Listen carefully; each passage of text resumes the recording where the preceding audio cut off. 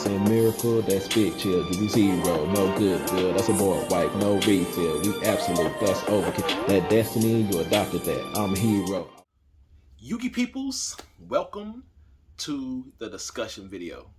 All right, so this weekend I have a regional coming up here in Fort Worth, so we decided, to go ahead and put Nebula Neos and Cosmos Neos to the side to play test for the regional.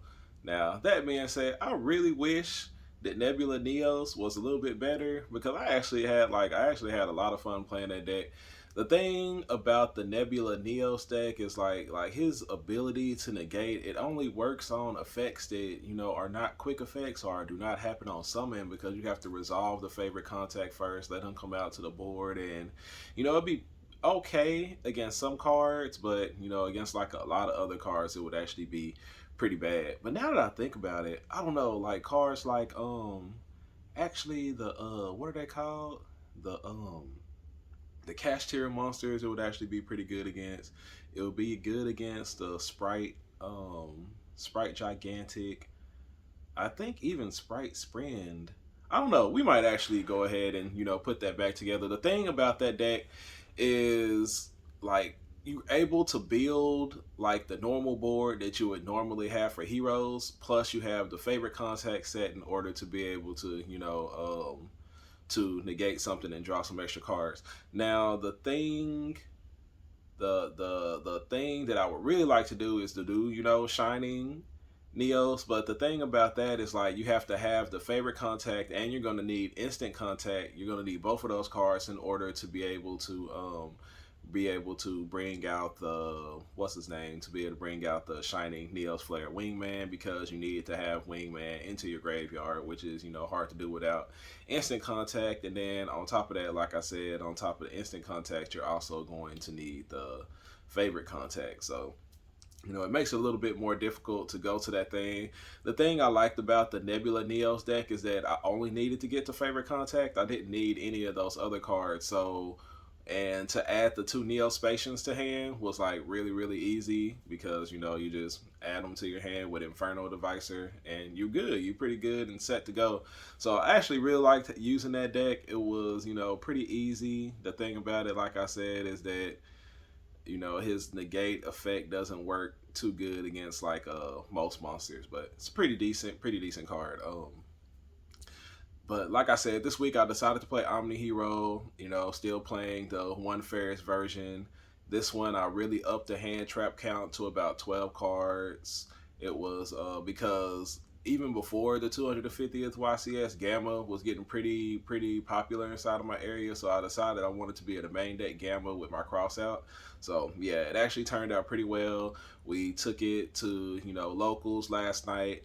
I ended up losing in the finals again. Like I just can't get past that we lost to Robert and his Spright Mellfy Nimble Beaver deck. Yeah, it was like pretty crazy. I just got it was pretty bad. Even though I felt like there were so many games that I won like narrowly, I probably even shouldn't have made it to the finals. Like, man, some of my games were just like so close. It came down to what was the last card that me and my opponent were gonna draw in order to be able to continue playing the game. Like playing all the hand traps definitely helped. Nibbed, got in there a couple times, and yeah, it was pretty good. My first two rounds I played against Labyrinth, pretty easy matchup most of the time because of Stratos. Then round three, I lost to Dragon Link. I lost in time to Dragon Link. Like, it's hard. It's so hard to play against that deck. Game one, he ended up winning. He opened up Ash, double Bestial Monster. So, yeah, it was crazy. I lost that game. Game two, I was able to win. He only drew one Bestial Monster, so I was able to win that one.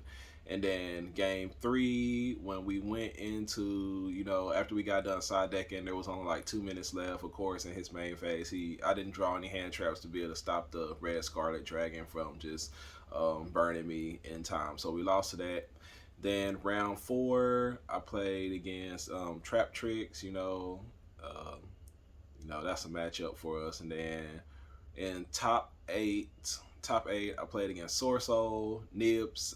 Nib helped get me there. Like the matchup was pretty bad. Like whenever I play against Brian, like I just draw like really really bad hands. In game 1, I went first, and all I could do was set Shadow Mist. So yeah, that was pretty bad. Top 4, I played against Kashtira and Christian. It just kind of seemed like that game, like everything went pretty good. He went first, won a dice roll, but when he summoned Unicorn, I know Unicorn is like their big one, so I gambled that, and I also had Nib in hand, in case he had, like was able to extend and go pretty far. But we went ahead and got that one. I want to say, did we 2-0 that game? I'm not too sure, but yeah, we ended up getting that game, and then in the finals, like I said, I played against the Spright Mellfy deck, and yeah, it was just like too much going on for me to be able to handle. I made like quite a few play mistakes. There was one where I fusion destinied and didn't summon out like my Wonder Driver before I did the Fusion Destiny play. I forgot to summon my Wonder Driver first, and that ended up messing up like my whole combo and inboard and stuff. And there was another. Nah, and then like he evenly matched me and triple talents me and took my DP, and so it was pretty crazy. In that matchup, I was thinking that I should, like, I couldn't remember if the Sprite monster special summon off of a level 1 or level 2. Like, I thought it was like if there was a level 1 or level 2 on the board, they could special summon it. But I think I've come to realize, or somebody told me that it's only if it's a level 2. So it might actually be better to leave in Dark Angel against them, like, because I had actually like sided it out, and I was like, nah, because they'll just be able to special summon their Sprite monsters off of the Dark Angel effect. But I didn't realize it has to be level 2, so probably leave that in for that matchup. Dark Angel, I want to say I only used it one time. I want to say I was only able to get to it one time. Like, it's a really good card though. When you do get to it, when you put it out, it's game winning. It won me that game. It was actually against Labyrinth, and I made quite a few play mistakes like going into that game. I don't know, for some reason it just seems like when I play Omni Hero, I'm more prone to making mistakes a lot of times than when I play something that I kind of just like put together myself. Like when I played the Nebula Neos deck, like I didn't really feel like I made any play mistakes. I did everything optimally, to the best of the ability and way that I could, and then that being said, going into the regional, like I haven't decided if I want to try to play my hand loop deck or if I want to play Omni Hero or if I want to play Nebula Neos. Like if I play Nebula Neos, that would actually be pretty wild, but also at the same time it would be pretty dumb. Just having those extra bricks off in there, hoping not to draw them, but it is what it is. I gotta make my decision by tomorrow, of course, and decide what I want to play. Like it's like I want to play Omni Hero, but it just seems like whenever I play Omni Hero in a large event, it's like I never quite like get there at the very end. I don't know. It's just like my opponents know the deck so well. They know where the weakness is. They know where to hit it. And it's just like as you get later on into the rounds, it gets harder to win because you're playing against players with more knowledge of how your deck, works and like where to hit it. So when they know what to do, what to save their cards for, what you're trying to do, like it makes it a little bit more difficult because it's just like they're not just going to randomly hand trap you here or there. They know where to do it and what they want to hit to keep you from being able to build the kind of board that you want to build. So it makes playing Omni Hero a little bit tougher. But then the thing about playing something that's not Omni Hero is that sometimes the engines don't mix too well because a lot of the best hero cards lock you into heroes. So there's also that little issue right there, but we're going to figure it out. We're going to figure out something.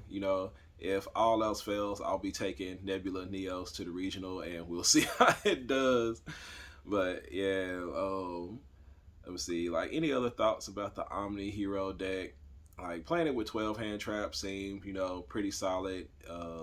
Yeah, I just played it with 12 hand traps, two do cross out designators just because I wanted to be able to also like, and it's not just for it's not just for the hand traps, but they're also like when I'm going second, like I wanted to have room inside of my side deck for all the cards that I wanted inside of my side deck. So that means I didn't want to put cross out designator inside of my side deck. because I also like I just like it going first. Like it stops like a lot of times when I have to go Fusion Destiny, when I have to start my turn off with Fusion Destiny and my opponent goes Ash. Like I like to be able to cross that out. I just do. That's the way it is for me. I like to be able to cross that out. So we go ahead and do that, and yeah. So and it's also off of there for cards like evenly matched in case I go first and my opponent. A lot of people are main decking evenly matched, so it also allows me to hit cards like evenly matched. It allows me to when I'm going first, it allows me to side in cards like Dark Ruler No More because I saw a lot of people were playing that. So, I'll side that in. When I'm going second, it allows me to, put in that one copy of D Barrier so that I can cross that out as well. It's like, yeah, some of our hands do allow us to play through D Barrier, but I feel like if I can negate and stop the D Barrier, why not negate and stop the D Barrier and go for it? So, yeah, then there's also Droll and Lockbird has become a lot more powerful. And I wanted I know not a lot of people are main decking it, but at the same time I didn't want to take the chance of losing a game one because my opponent did decide to main deck Joel and Lockbird. So actually my hand trap lineup was 3 Ash and then 2 of the most popular hand traps except for Valor. I just didn't put Valor off in there. I didn't have room for it. I could probably swap it out, maybe 1 Empire and 1 Valor. That way I have 1 copy of each of them. But yeah, there was just no Valor off inside of there. But yeah, overall the deck performed well. I did pretty good with it. My one loss was in time to Dragon Link, and we just played it, did it. Everything did what it could. Never had any regrets about the one Ferris. And yeah, it is what it is. The deck, it works. It's Omni Heroes, especially if your opponent doesn't draw the hand traps or doesn't know where to hand trap your deck. So yeah. Second place, didn't pull anything out of my packs this time. No CR, no OT, quite a few packs, and that's about it for this week's discussion. I guess the next video y'all will see, it'll probably be a duel from my Omni Hero deck, and then following that it'll probably end up being the vlog from the Fort Worth Regional. So yeah, y'all wish me luck, and I appreciate everybody for staying a while to listen, and I will catch y'all on the next visual. Man, he come through, he level up, he go cool, he's shining out and popping to over 9K. That's a breakthrough. Be on top now. Here's a look at our world.